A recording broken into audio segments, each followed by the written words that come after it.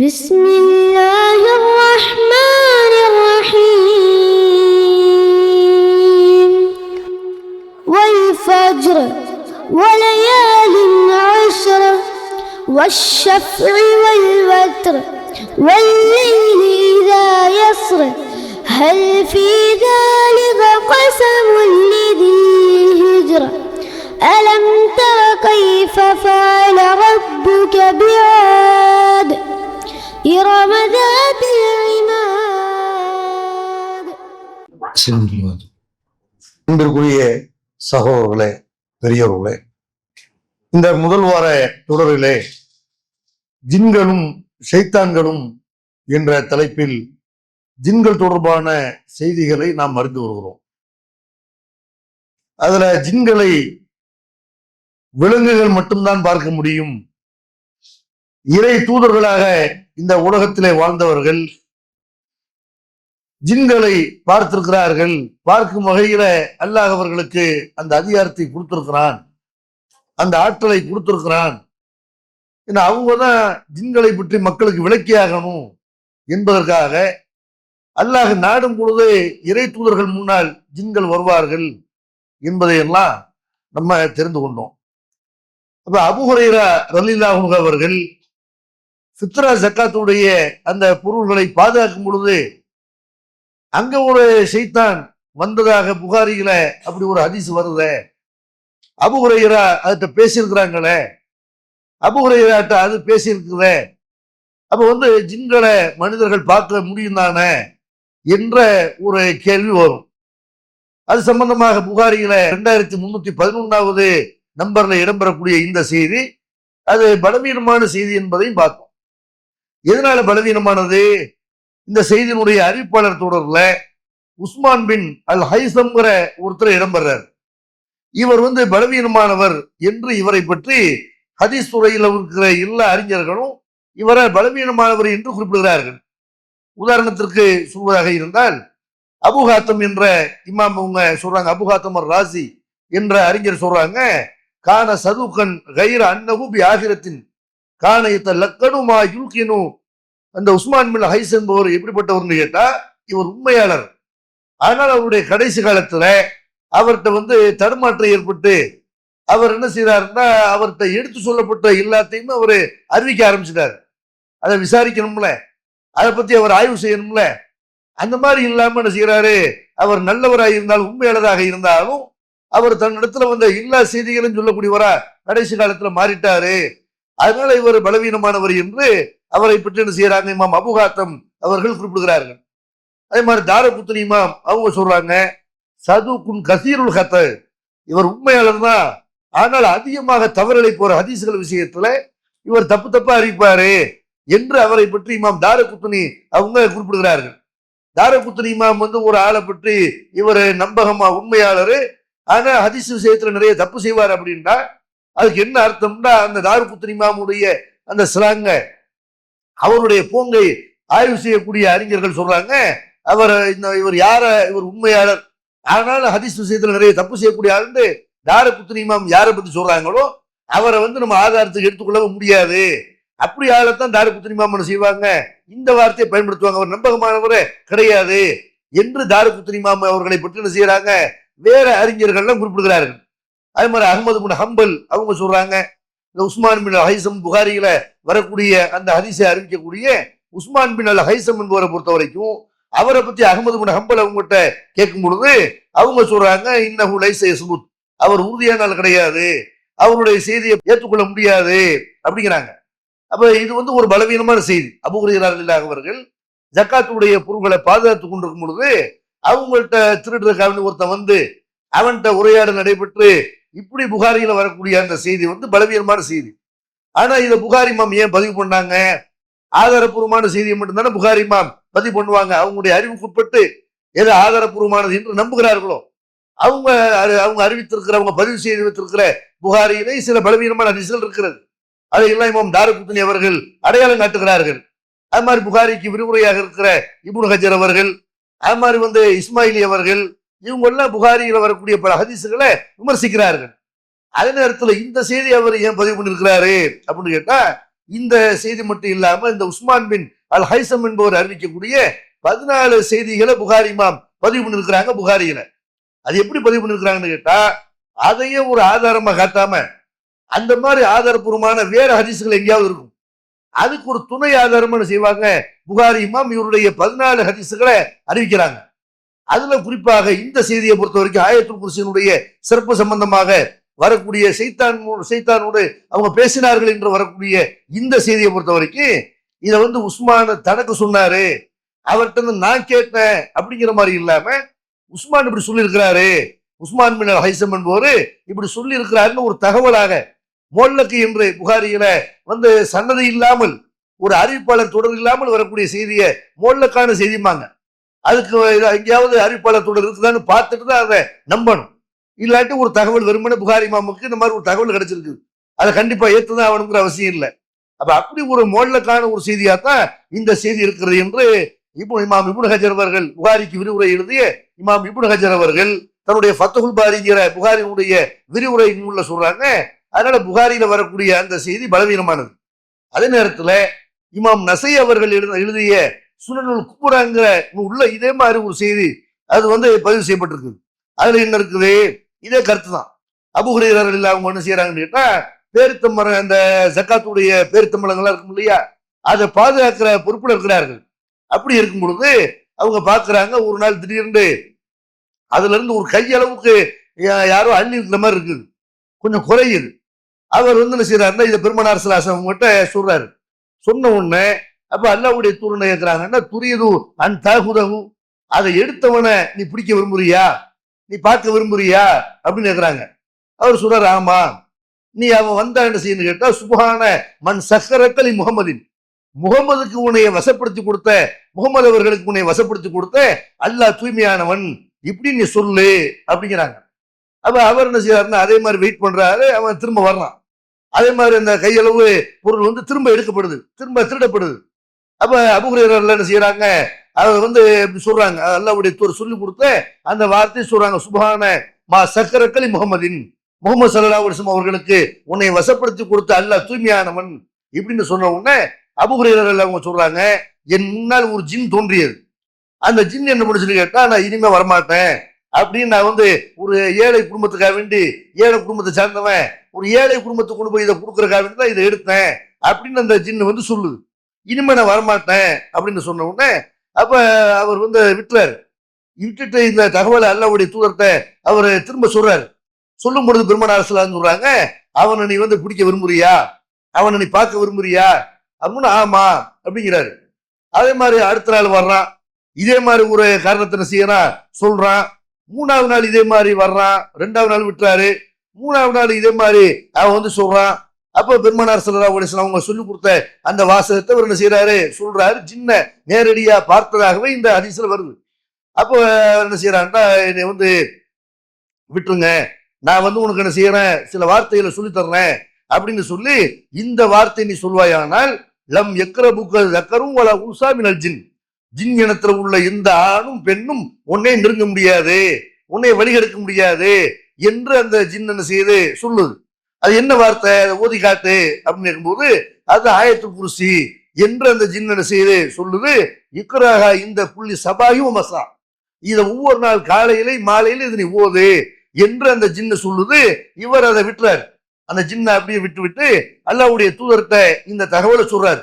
இப்படி 3வது நாள் வந்தான், நான் வந்து பிடிக்க நினைச்சேன், அவன் வந்து என்ன செய்யறான், இந்த மாதிரி ஒரு வார்த்தை இது ஆயத்துல் குர்சிய எனக்கு ஓத சொல்லிவிட்டு இங்க இருந்து தப்பிச்சுட்டான் அப்படின்ன உடனே அப்ப பெருமானார் ஸல்லல்லாஹு அலைஹி வஸல்லம் சொல்றாங்க, அவமா அலிம்த அன்னஹு கதாலிக்க, ஆயத்துல் குர்சிக்கு அந்த மாதிரி ஒரு சிறப்பு இருக்குன்னு அபூ ஹுரைரா உனக்கு தெரியாதா, அவன் சொன்ன கரெக்ட் தான், ஆயத்துல் குர்சிக்கு அப்படிப்பட்ட ஒரு சிறப்பு இருக்கிறது என்று பெருமானார் ஸல்லல்லாஹு அலைஹி வஸல்லம் அவங்க சொன்னாங்க என்ற இந்த செய்தி சுனனுல் குப்ரா, நசை இமாம் அவருடைய சுனனுல் குப்ராங்கிற நூல்ல வருது. 8160வது நம்பர்ல வரக்கூடிய இந்த செய்தி ஆதாரபூர்வமான செய்தி.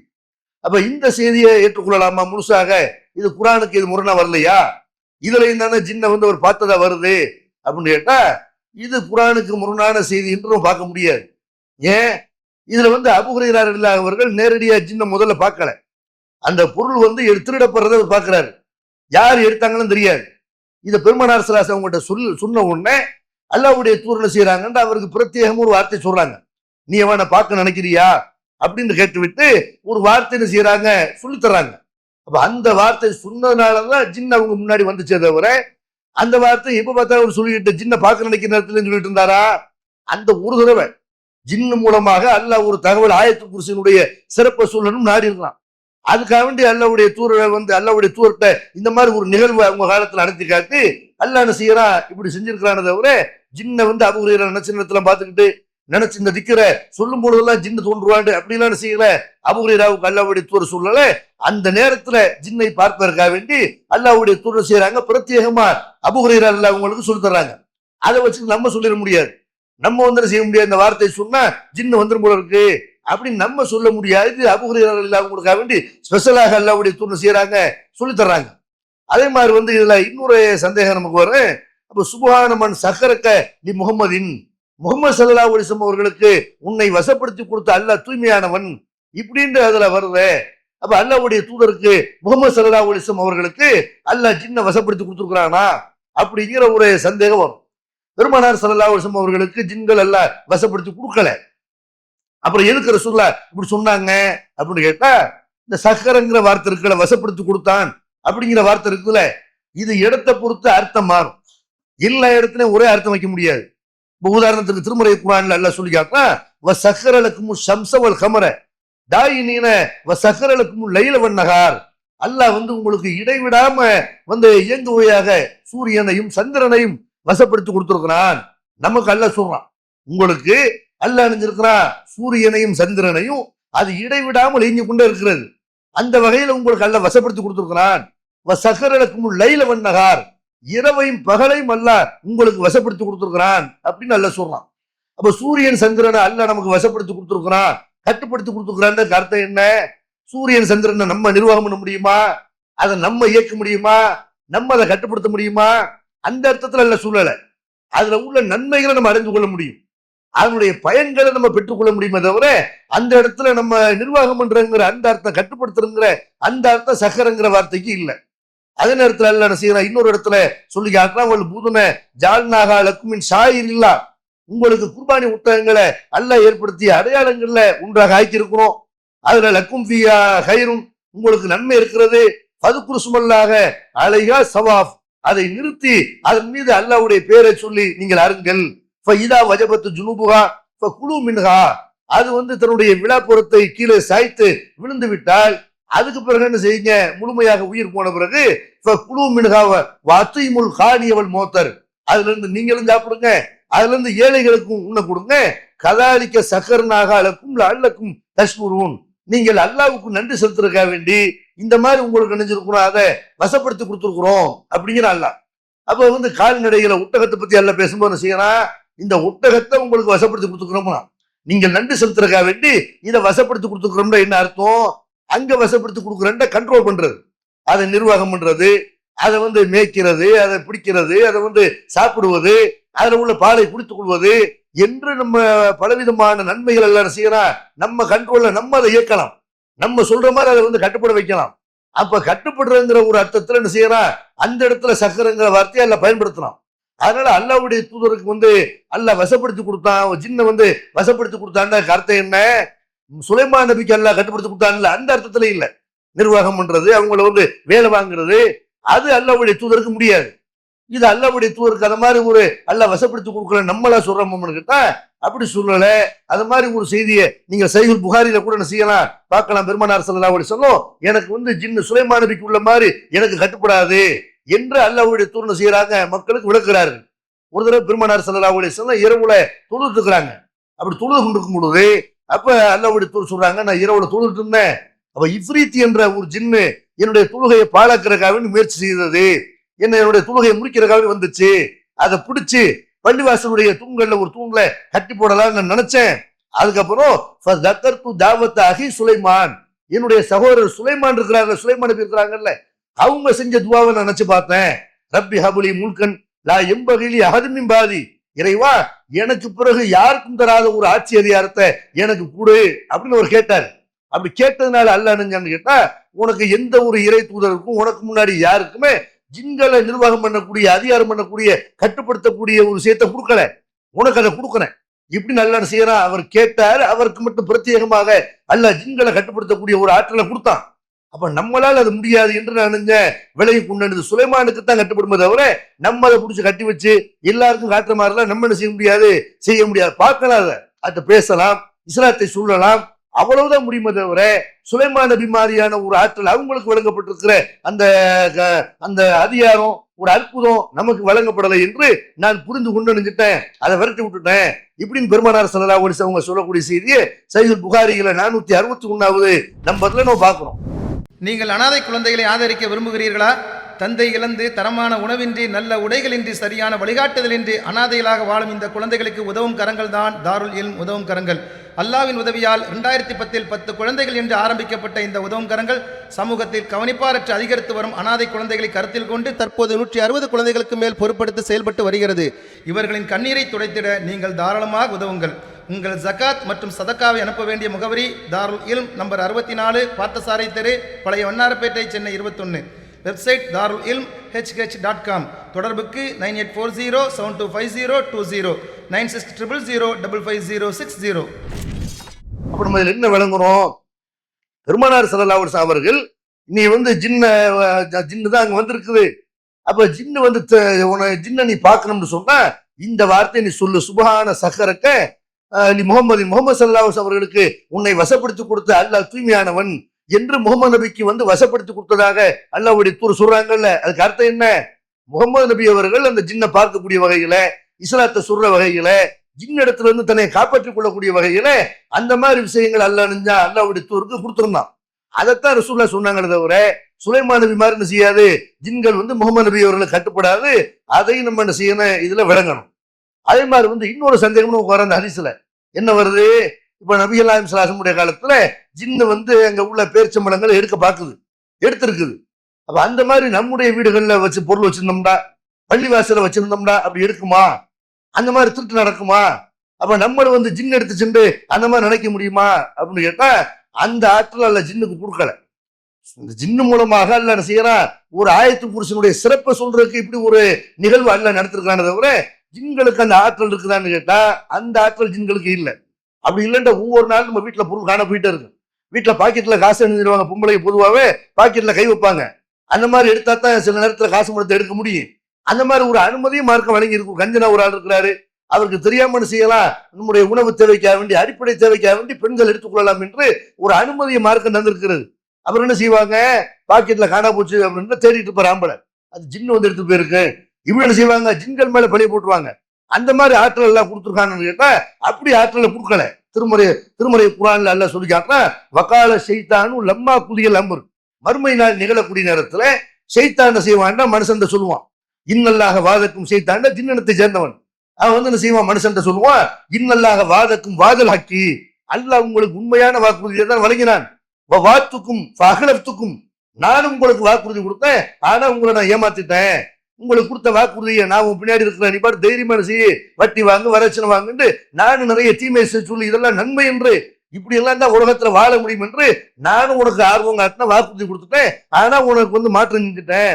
ஒமா காணலி அழைக்கும் சுல்தானின் இல்லான் தாவத்துக்கும் ஃபஸ்தஜப்து முடி, எனக்கு உங்களுக்கு மத்தியில என்ன தொடர்பு இருக்குது, எனக்கு உங்க மேல என்ன அதிகாரம் இருக்கு, நான் உங்களை தூண்டி விட்டேன், உங்களை என் பக்கம் அழைத்தேன், நீங்களா என்கிட்ட மாட்டினீங்க, நீங்களா நினைச்சீங்க நான் கூப்பிட்டவன் இப்படி ஓடி வந்துட்டீங்க. அப்ப எனக்கு நீங்கள் பதிலளித்தீர்கள் என்பதை தவிர, நான் உங்களை அழைத்தேன் என்பதை தவிர உங்கள் மேல எனக்கு எந்த அதிகாரமுடைய கையை பிடிச்ச நான் எடுத்தேன். சைத்தான செய்வா மர்ம நாளையில அந்த ஜின்னத்தை சேர்ந்த சைத்தான் சொல்லுவானா, இப்ப சினிமா பண்ண கையை பிடிச்ச நானா கூட்டு போனேன், நான் சினிமாவுக்கு போறான்னு சொன்னேன், தண்ணி ஏறலான்னு சொன்னேன், நீ தண்ணி அடிச்ச, நீ வட்டி வாங்கின, நீ துணுக போகாம தூங்கிட்டு இருந்த, நான் உனக்கு சொன்ன, நீ கேட்டேன், இதை தவிர உன் மேல எனக்கு எந்த அதிகாரம் கிடையாது. அதனால பல தழுவுமூனி ஒல்லும் அன்புசக்கும், என்னே நீ திட்டாத, உன்னை நீயே திட்டிக்க. இப்படி ஒண்ணு செய்வான் சைத்தான். மறுமை நாளையில கைவிரிப்பானா. நம்மள அந்த துனியாவில் ஆர்வப்படுத்திய சைத்தான் என்ன செய்வான், மறுமை நாளையில இப்படி சொல்லுவான். நல்லா சொல்றான், மா ஆன முசுரிகிக்கும் முசுரிகிய, நான் உங்களை இன்னைக்கு பாதுகாக்க முடியாது, நீங்க என்னைய பாதுகாக்க முடியாது. இன்னை கபர் துபிமா அஸ்ரக்து மூனி மின் கபுல், இதற்கு முன்னால் அல்லாவுக்கு இணையாக என்னை ஆக்கிட்டு இருந்தீங்கல்ல, அதை நான் மறுக்கிறேன், அதை நான் நிராகரிக்கிறேன். அதற்கு எனக்கு எந்த சம்மந்தம் இல்லை. உங்களுக்கு நான் சொன்ன நீங்க கேட்டீங்க. இன்னல் லாலிமீன லகும் அதாபுன் அலீம், அநியாயக்காரர்களுக்கு நோவினை தரக்கூடிய வேதனை இருக்கிறது. அதனால நான் பண்ண அநியாயத்துக்கு எனக்கு தண்டனை இருக்கிறது, நீங்க பண்ண அநியாயத்துக்கு உங்களுக்கு தண்டனை இருக்கிறது என்று ஷைத்தான் ஒதுங்கி கொள்வான். எனக்கு உங்க மேல எந்த அதிகாரமும் இல்லைன்னு சொல்லி அவன் மறுமையில சொல்லுவான். அல்ல சொல்லி காட்டுறான். அப்ப ஷைத்தானுக்குள்ள அதிகாரம், ஜின்னுக்குள்ள அதிகாரம் என்ன? ஒரே ஒரு அதிகாரம் தான். நம்மளை வழி எடுப்பது, நம்முடைய மூளையை செலவு பண்றது, நம்மள உள்ளத்துல வசுவாசை உண்டாக்குறது, நம்மளை வழிகெடுக்க நினைப்பது, அதற்காக முயற்சிப்பது, அதுதான் அவன் செய்ய முடியுமே தவிர நம்ம மேல ஏறி கொள்வதோ அல்லது நம்மளை ஏதோ அடிக்கிறதோ வேற மாதிரியான அதிகாரம் இல்ல சைத்தானுக்கு இல்ல. நம்முடைய பொருளை திருடுவதோ அல்லது நம்மளை கொலை செய்வதோ இந்த மாதிரியான எந்த அதிகாரமும் சைத்தானுக்கு கிடையாது, ஜின்னுக்கு கிடையாது. இதை என்ன செய்யலாம்? இதுல நம்ம பார்க்கலாம். அப்போ இந்த ஹதீஸை பொறுத்த வரைக்கும் நம்ம என்ன விளங்கணும்? அபூ ஹுரைரா ரலியல்லாஹு அவர்கள் அல்லாஹ்வுடைய தூதர் அவங்களுக்குன்னு கற்றுக் கொடுத்த பிரத்யேகமான ஒரு வார்த்தையை சொன்னதுனால ஜின்னு ஒரு தடவை என்ன செஞ்சிச்சு? அவங்க கண் முன்னாடி தோன்றியது. ஜின் மூலமாக, அபூ ஹுரைரா அவங்க மூலமாக ஒரு விஷயம் ஆயத்துல் குர்சியுடைய சிறப்பு நமக்கு கிடைத்தது. அதை தவிர எந்த மனிதர்களால என்ன செய்ய முடியாது? ஜின்னை பார்க்க முடியாது. நம்மளும் இந்த வார்த்தை சொல்லி என்ன செய்ய முடியாது? ஜின்னை பார்க்க முடியாது. இதை விளங்கணும். இப்ப ஜின்னை பார்க்கவே முடியாது அப்படின்னு மார்க்க நமக்கு சொல்லும் பொழுது இந்த ஜின்னை எப்படி கட்டுப்படுத்துறது? சில பேர் என்ன செய்யறாங்க? ஜின்களை நாங்க பார்க்கிறோம், ஜின்கள்கிட்ட பேசுறோம். இந்த ஆலிம்களுக்கு எல்லாம் ஜின்களை, சில ஆலிம்கள் ஜின்களை கட்டுப்படுத்தி வச்சிருக்கிறாங்க. ஜின்னை கைக்குள்ள வச்சுட்டு என்ன செய்யறாங்களா? நிறைய வேலை செய்வாங்களாம். காணா போன பொருளை அந்த ஜின்னை அவர் கண்டுபிடிச்சு தருமா? அவர் சூனியம் செய்ய நினைச்சாருன்னா அதுக்கு என்ன செய்ய? அவருக்கு அது கட்டுப்படும். அது அவருக்கு மலக்குமார்கள் பேசுறது எல்லாம் ஒட்டு கேட்டு அப்படியே சொல்லித்தரும் என்றெல்லாம் ஆலிம்களுக்கு, மந்திரவாதிகளுக்கு, இவங்களுக்கு எல்லாம் ஜின்னு கட்டுப்படும் என்று என்ன செய்யறாங்க? முஸ்லிம்கள் நம்புகிறார்கள். ஆனால் அந்த மாதிரி இங்கே அல்ல குர்ஆன்ல சொல்றானா? மனுஷனுக்கு அது பகுத்தறிவுள்ள ஒரு இனம். பகுத்தறிவு இல்லாத இனத்தால் நமக்கு கட்டுப்படுத்தி கொடுத்துருக்கலாம். ஒரு மாடு இருக்குது, நம்ம சொல்றதை கேட்குதுன்னா என்ன அர்த்தம்? அதுக்கு அறிவு கிடையாது. இவன் நம்மளோட சின்ன பையனா இருக்கான், இவன் சொல்றதை கேட்கிறான்னு பார்க்காது. ஒரு யானை இருக்குது, அந்த யானை நம்ம சொல்றதை, ஒரு சின்ன யானை பாகன்னு சொல்றதை கேட்குதுன்னா அதுக்கு அறிவு கிடையாது. நம்ம எவ்வளவு பிரம்மாண்டமா இருக்கிறோம், இவன் சின்ன பையனா இருக்கிறான், இவன் சொல்றதுக்கு நம்ம கட்டுப்படுறதாங்கிற சிந்திக்கிற அறிவு கிடையாது. அதனால அதெல்லாம் என்ன செய்ய? நமக்கு கட்டுப்பட்டு நடக்கும். ஒரு சிங்கம் இருக்குது, சிங்கத்தை என்ன செய்யறான்? அந்த சிங்கத்தை வளர்க்கக்கூடியவன், சிங்கத்துக்கு பயிற்சி கொடுக்குறவன், அது சொல்ற மாதிரி, அவன் சொல்ற மாதிரிலாம் ஆடும். அவன் சொல்ற மாதிரி எல்லாம் என்ன செய்யாது? அது வேலையை காட்டும். இதெல்லாம் பகுத்தறிவு இல்லாதனால அதையெல்லாம் என்ன செய்யலாம்? கட்டுப்படுத்தி வைக்கலாம். ஆனா இந்த ஜின்களுங்கிறவங்க பகுத்தறிவு பெற்றவர்கள். நம்மள மாதிரியே அவங்களுக்கு பகுத்தறிவு நல்லா. பகுத்தறிவு உள்ள ஒரு இனத்தை அதை எப்படி நம்ம கட்டுப்படுத்த முடியும்?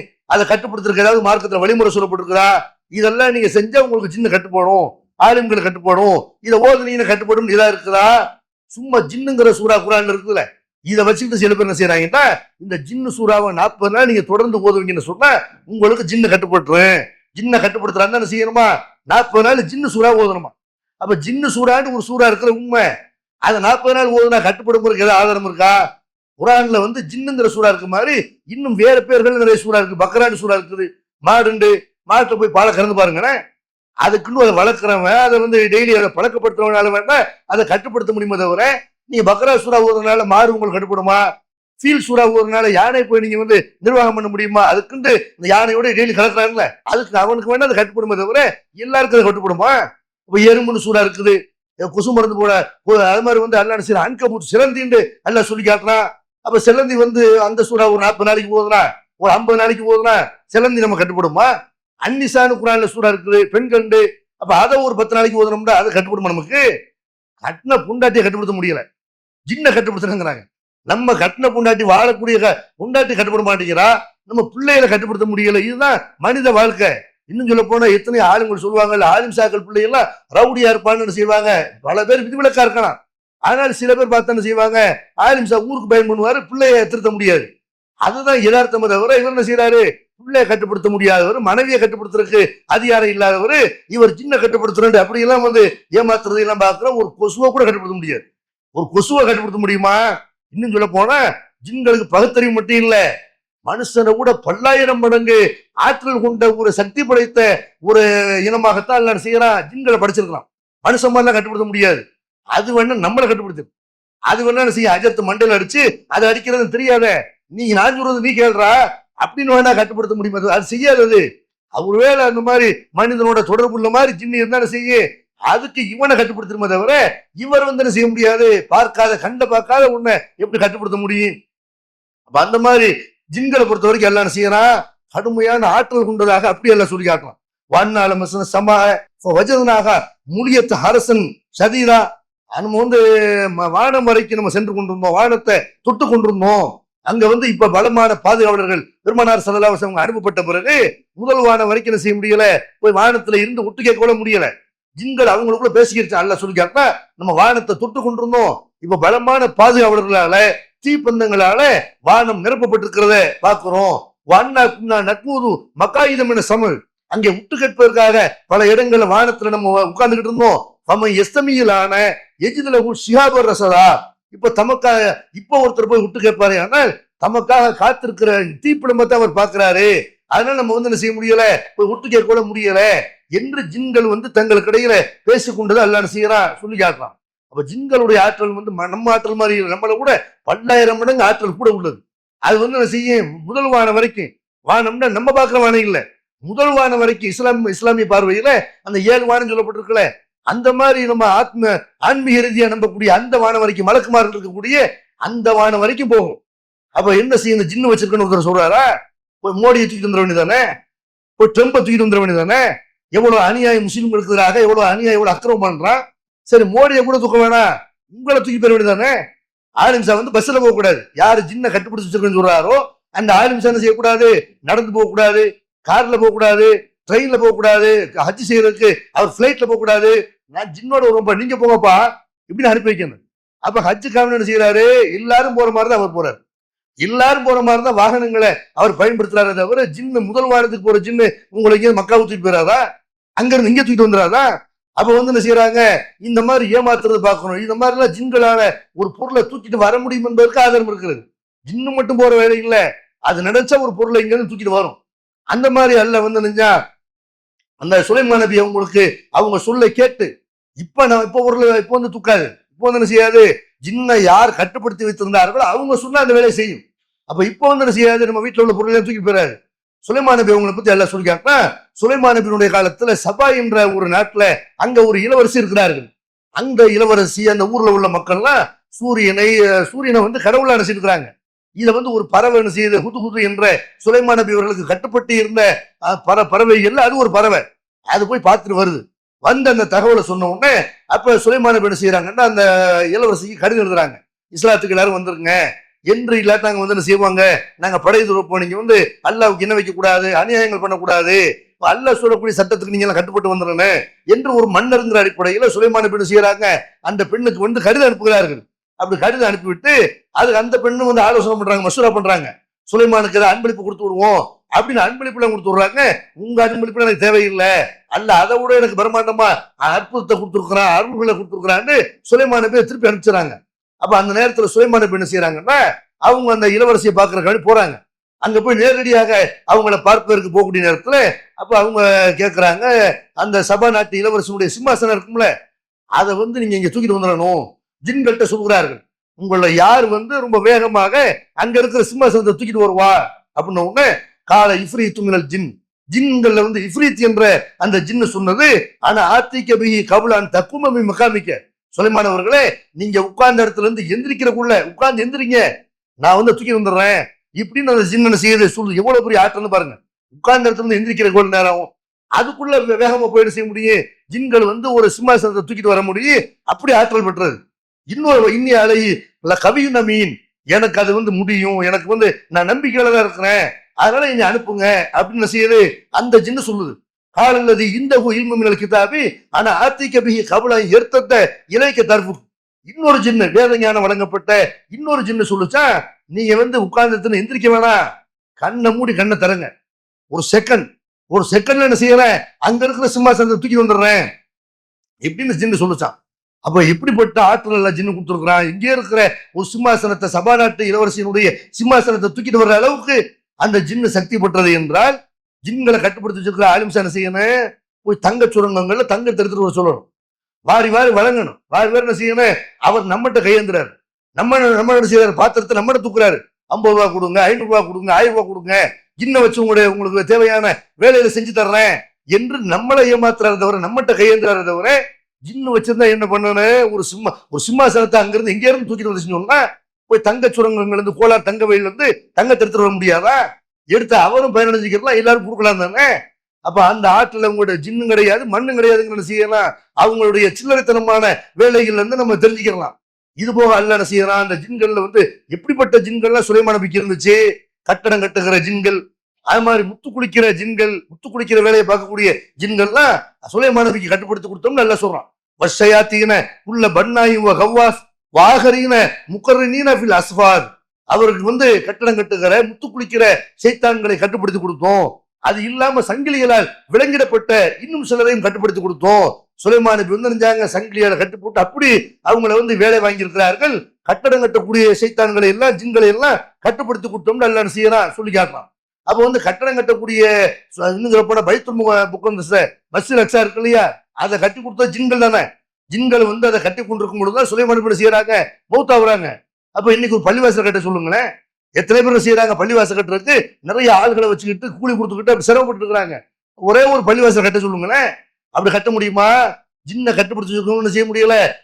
அவர் வீடை கட்டுறா கூட சித்தால வச்சுதான் செய்ய முடியுது, ஆசாரியை வச்சுதான் எல்லா வேலையும் செய்ய முடியுது, தவிர ஜின்னை வச்சு பண்றாரா? அதே மாதிரி ஜின்கள் முத்து குளிச்சுங்கிறாங்க, உள்ள போய் என்ன செய்ய, முத்து எடுத்துட்டு வரும். முத்து குளிக்கக்கூடிய ஜின்களை எல்லாம் கட்டுப்படுத்தி கொடுத்தோம் நல்லா சொல்றான்.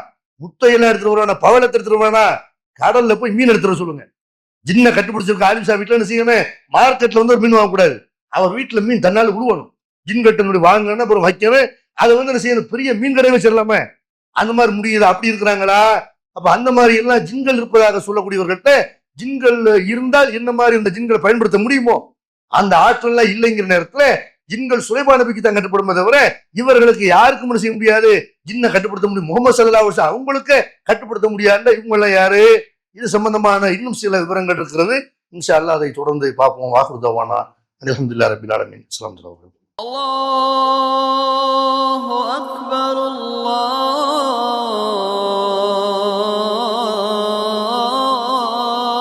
அக்பர்.